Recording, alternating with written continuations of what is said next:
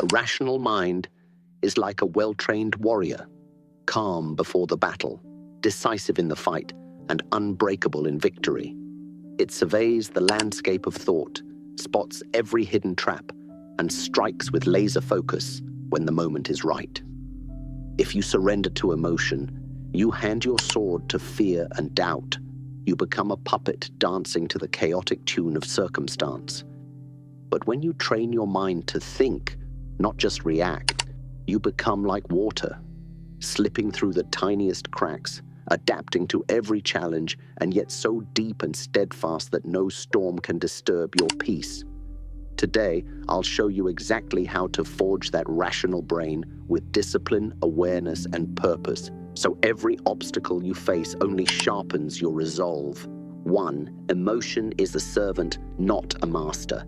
You feel anger, you feel fear, that's human.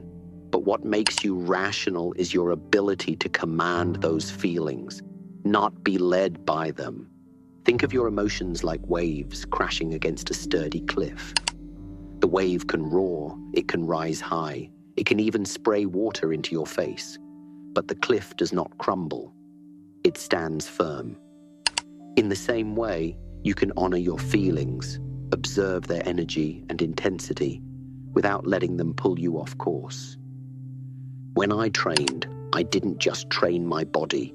I trained my mind to observe emotion like a river, always flowing, sometimes calm, sometimes turbulent, but never dragging the banks away. I learned to sit with a feeling for a moment, to notice its shape, its temperature, its speed. Anger felt hot and sharp. Fear felt cold and twisting. I let each pass through my awareness without judgment, like watching clouds drift across the sky. Here's how you can practice this yourself. The next time your heart hammers or your breathing quickens, slow down. Take 3 deep breaths, counting each inhale and exhale. As you breathe out, imagine you're releasing the grip of the emotion, letting it move downstream instead of grabbing hold of it. Name it. Silently say, "This is anger," or "This is anxiety." By giving it a name, you step back from it. You become the observer, not the reactor. So the next time rage rises, pause and say to yourself, "I see you, but I am not you." Feel the tightness in your chest, the heat in your cheeks, but know that those sensations are signals, not commands. They are passengers in your mind, not the driver. Control begins when you recognize what does not control you. Over time, this practice builds a habit. Instead of launching into a reaction, yelling, lashing out, shutting down, you create space. That space is where rational thought lives. In that space, you can ask yourself, what is this emotion trying to tell me? Is it a warning, a memory, or a need that isn't being met? With a rational mind, you can answer honestly and choose your next move with intention rather than impulse. Remember, the fiercest storms often pass quickest over the highest mountains. Let your mind be the mountain, solid, unmoved by emotions roar, and let your heart be the river, alive, responsive, but never destructive. When you train your mind this way, you transform raw energy into clear insight. You become the calm in the chaos, the still point in every storm, and in that calm, true power resides. 2. Never react. Respond with purpose. There's a difference between reacting and responding. Reaction is automatic. It's raw, emotional, and often reckless. It comes from the part of you that wants to defend, attack, or escape. But response, that's deliberate. That's intelligence in motion. That's the mark of a rational mind. Imagine someone insults you. Your blood heats up, your fists clench, and your ego demands revenge. That's the reaction. It's fast, fiery, and blind. But what if you paused for just a moment? What if you took a breath, felt that heat rise, and didn't act on it? That pause is power. It gives your mind a moment to assess. Is this worth my energy? Is this person even speaking truth? Is this battle mine to fight? When I was younger, I didn't always have that pause. I had strength in my limbs, but not always in my thoughts. I learned through pain, through discipline, that true strength lies in restraint. Not silence born from fear, but silence born from wisdom. Think of your reaction like a spark. If you throw fuel on it, it becomes a fire. But if you contain it, it burns out on its own. A rational person learns to see that spark and decides, will I feed this flame, or will I let it go? To build this skill, practice responding slowly. If someone criticizes you, instead of defending yourself right away, ask, why does this bother me? If someone disrespects you, don't retaliate immediately. Ask, what outcome do I really want here? Responding with purpose doesn't mean being passive. It means being precise. Like a swordsman who doesn't waste movement, you conserve your energy for when it truly matters. Remember, reacting is easy, it's what the world expects. But responding, that's art, that's mastery. That's how you rise above the noise and operate from a higher plane. A rational mind doesn't dance to the tune of chaos. It hears the noise and chooses silence. It sees the fire and chooses stillness, because in stillness there is clarity, and with clarity comes power. 3, train the mind like a muscle. You go to the gym to strengthen your body, you lift weights, you run, you push yourself to exhaustion. But tell me this, how often do you train your mind with the same discipline?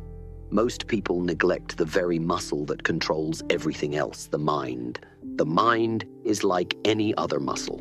If you don't use it with intention, it weakens. It becomes lazy, distracted, emotional, and reactive.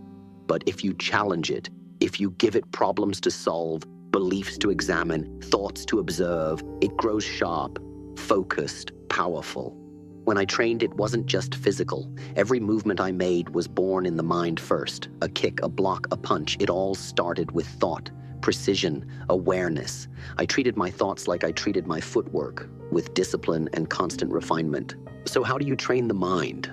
Start by becoming aware of your thoughts, not just the loud ones, but the sneaky, automatic ones, the inner dialogue, the story you tell yourself. I'm not good enough. What if I fail? They don't respect me.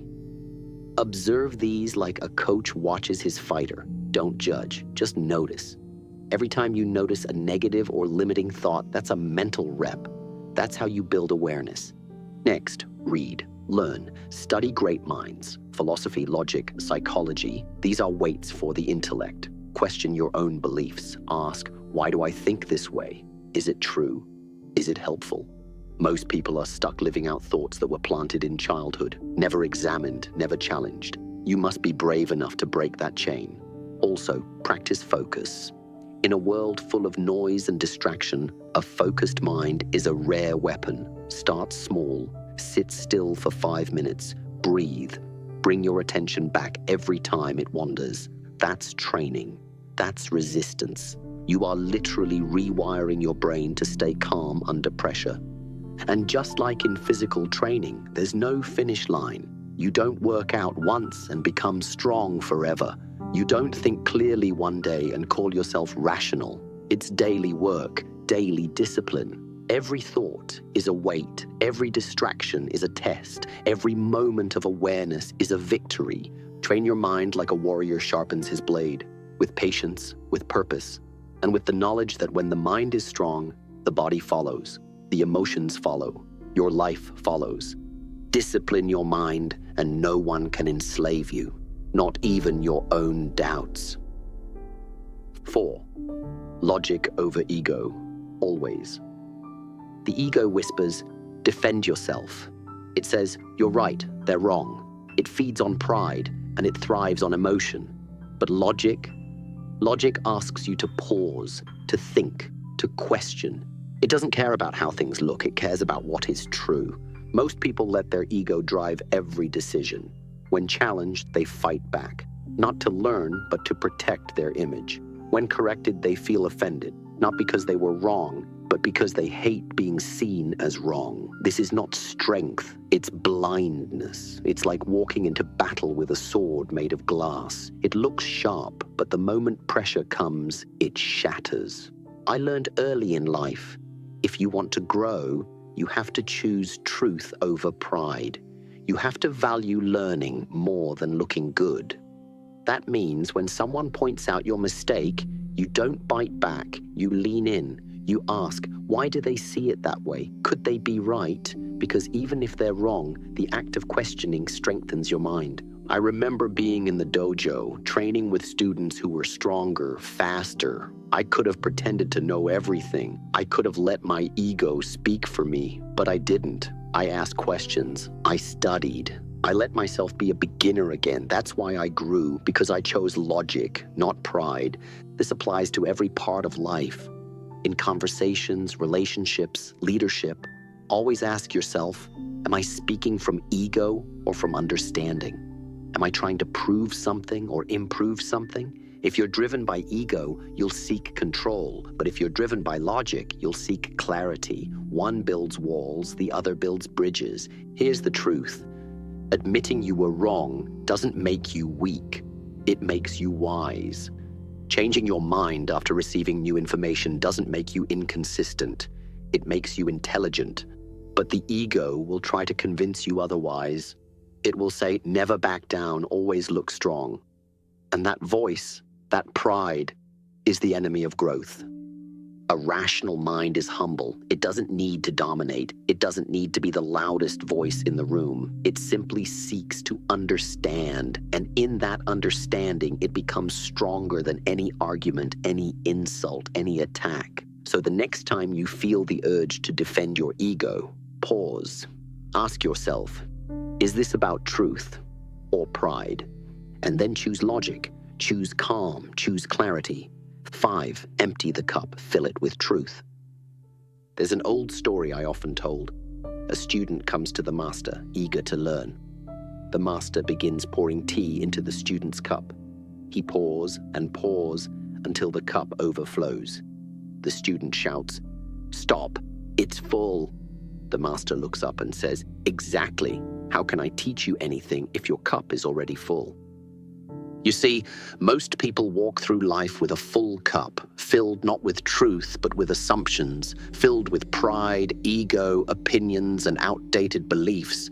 They think they know, they assume they understand, but they've stopped learning, and a mind that stops learning is a mind that starts decaying. To develop a rational mind, you must be willing to let go of what you think you know. You must empty the cup. That means letting go of rigid beliefs, especially the ones that bring you comfort. Why? Because many of the things you hold on to, your habits, your identity, your worldview, are inherited, not chosen. They were handed to you by parents, society, school, and repetition. You accepted them without question, and anything you don't question will eventually control you. Ask yourself honestly, do I believe this because I've studied it, or because it's what I was told? If the answer is the latter, then it's time to let it go, time to make space for clarity. Emptying the cup is not about rejecting everything, it's about making room for truth. It's about humbling yourself enough to say, I don't know. And in that admission, you unlock something powerful, a mind that is teachable, adaptable, and ever evolving. I applied this not only in martial arts, but in life. When I trained in Wing Chun, I emptied my cup. When I studied boxing and fencing, I emptied my cup. When I created Jeet Kune Do, it wasn't a collection of styles. It was the result of throwing out what was useless and keeping only what worked. That's what made it mine. That's what made it true.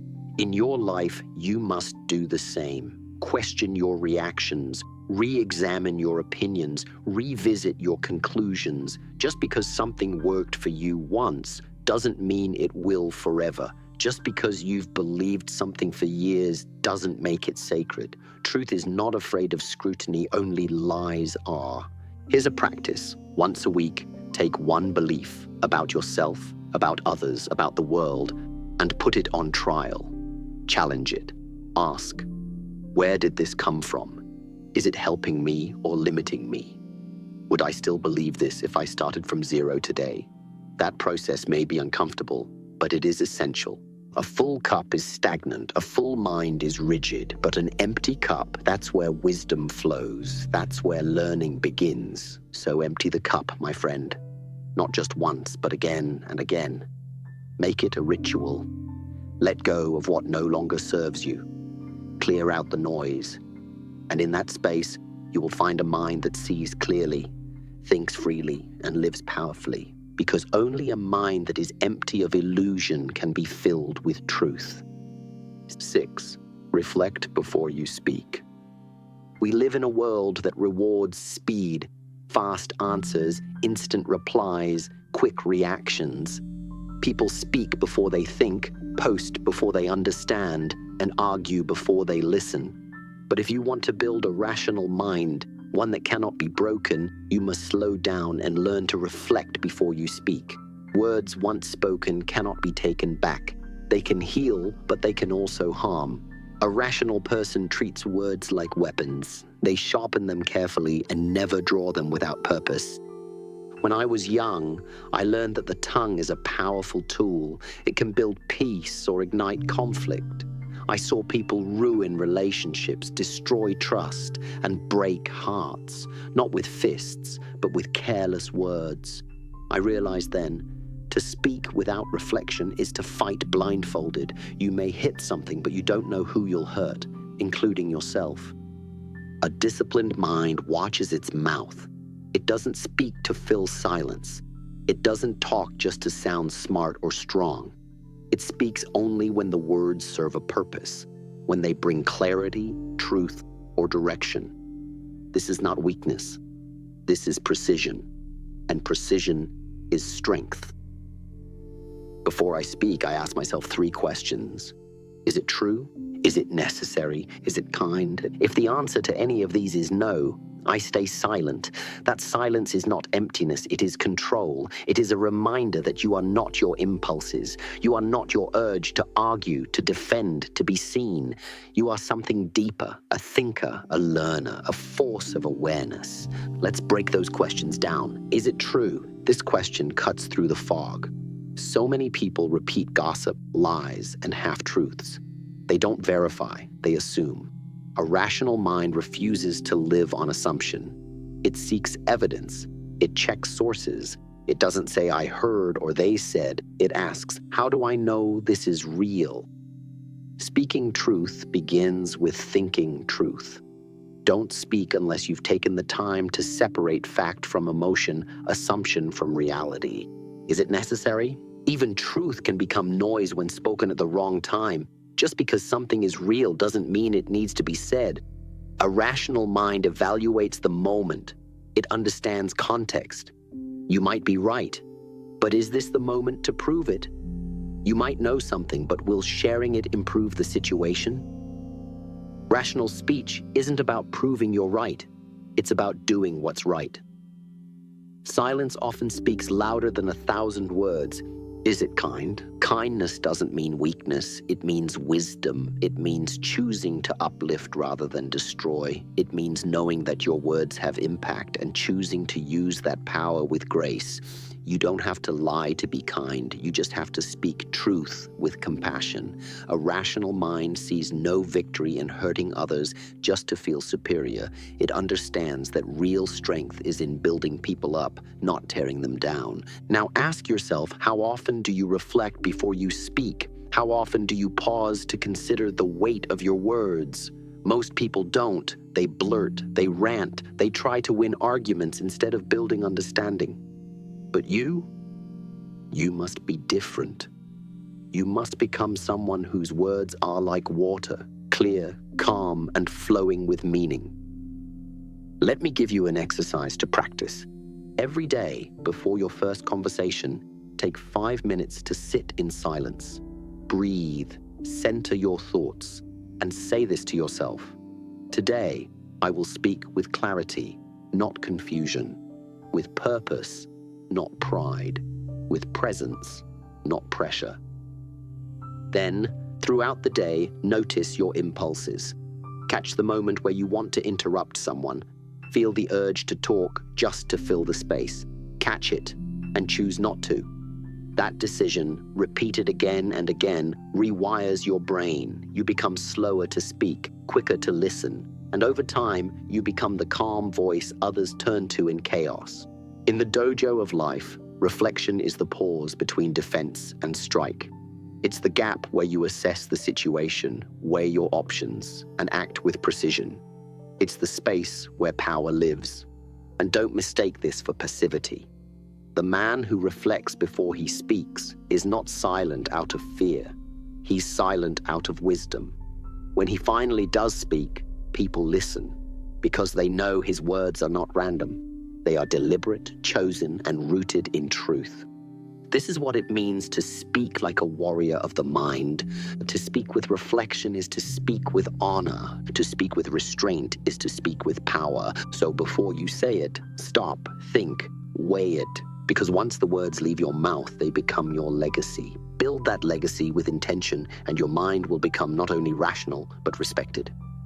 7, be water, but with depth. When people hear the words "be water, my friend," they often stop at the surface.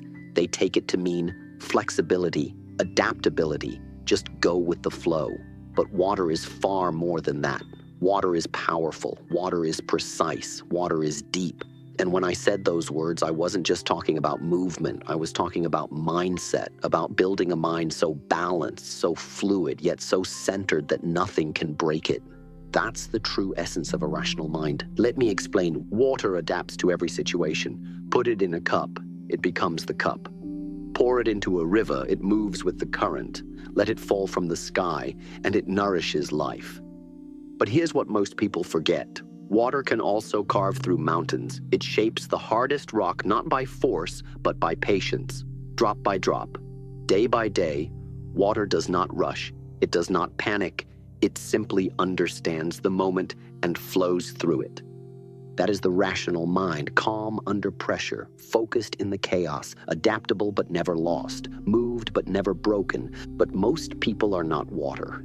They are fire, quick to burn, quick to fade. They react instead of reflect.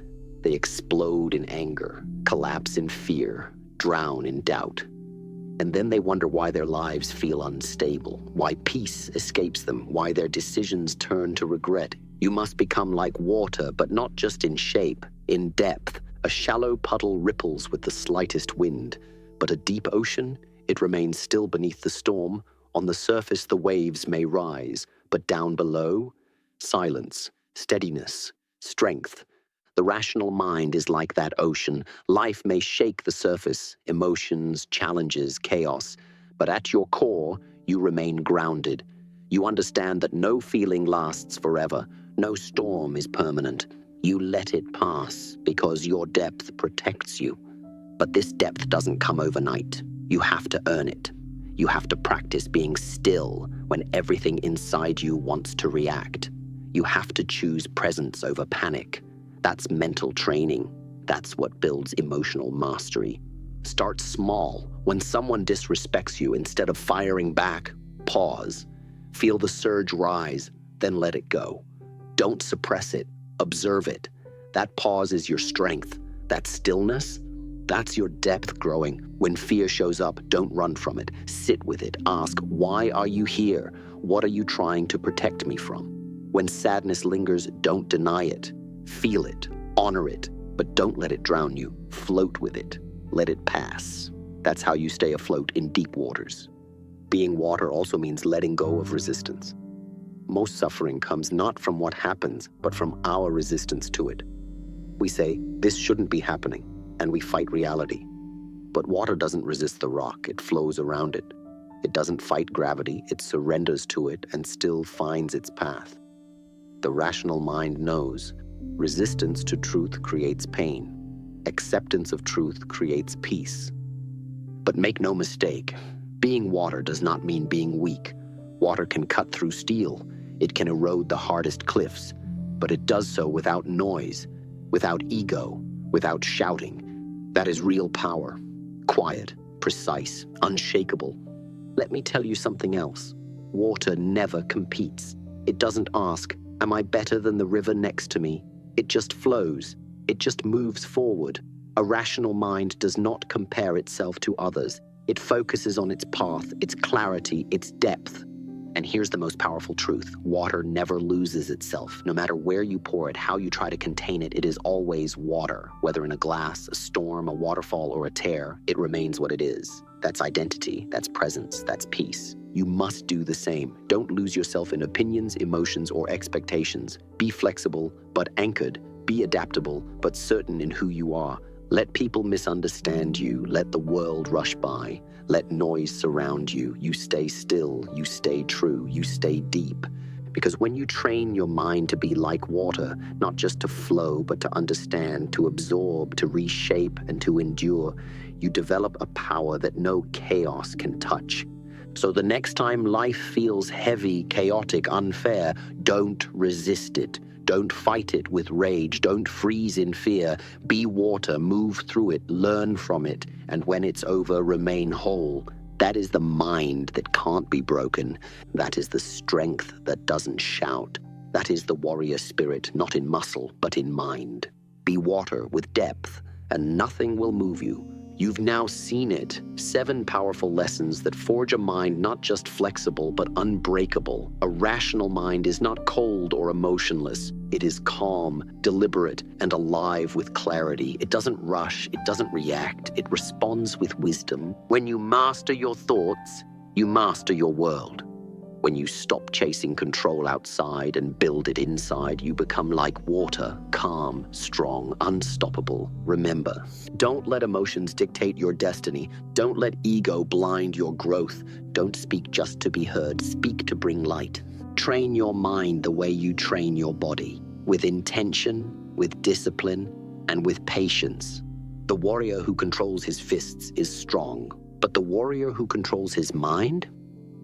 He is invincible. Build a rational brain, not just for the battles you face, but for the life you're meant to lead. Now go, live wisely, speak deliberately, and always be water, my friend.